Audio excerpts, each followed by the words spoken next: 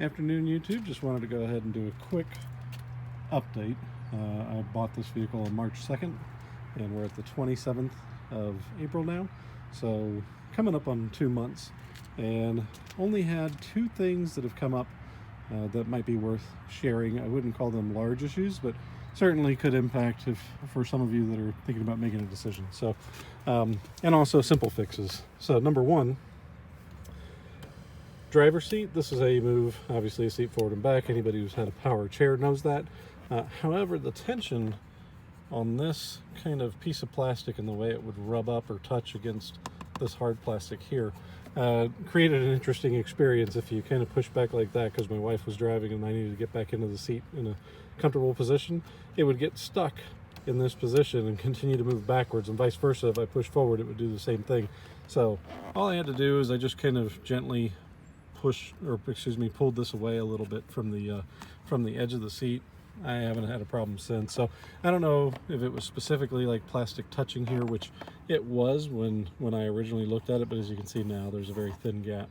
So everything seems to be working fine. But heads up for you in case you have that problem. It just could be something kind of with a little bit of tension, something sticking out, piece of plastic, what have you, that's causing it to get kind of stuck in position to move forward or back. So potentially a larger issue.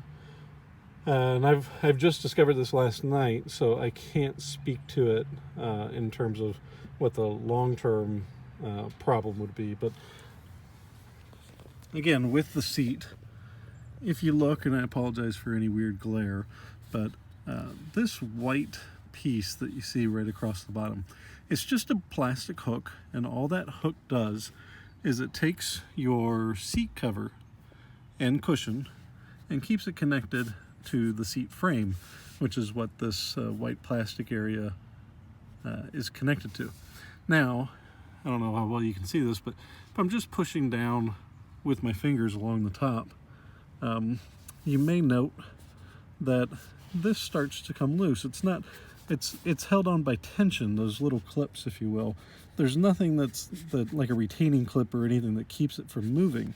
And so what effectively happened for me, and also somebody else, was that I guess pressure from getting in and out of the car, or while they were driving and the way they had their leg laid out over the edge, created enough downward pressure to release the tension and cause the white plastic clips to come disconnected, meaning that the actual seat cushion had the ability to lift. Frankly, seems like a simple enough fix if Kia thought that it would be required, in the sense that I would think even like a double-sided tape or some kind of simple retaining clip system would mean that if you did put pressure down here, the simple lack of tension because of how much pressure you have right up in this area isn't going to cause that clip from coming undone. It only impacted my driver's side captain's chair, but that same seat cover method, if you will, of connecting the seat cover applies to all of the captain's chairs. So I don't know how well you can see, but it has it on the back ones too. So just a little heads up for you, you can easily reconnect it. I did, but that might be a little discomforting for some individuals. Right now I am sitting at 1,268 miles on it. I've been driving the Jeep a lot lately, just because we've been doing some work that it just worked better for me to be in the Jeep. So I will actually be doing a break-in oil change in the near future.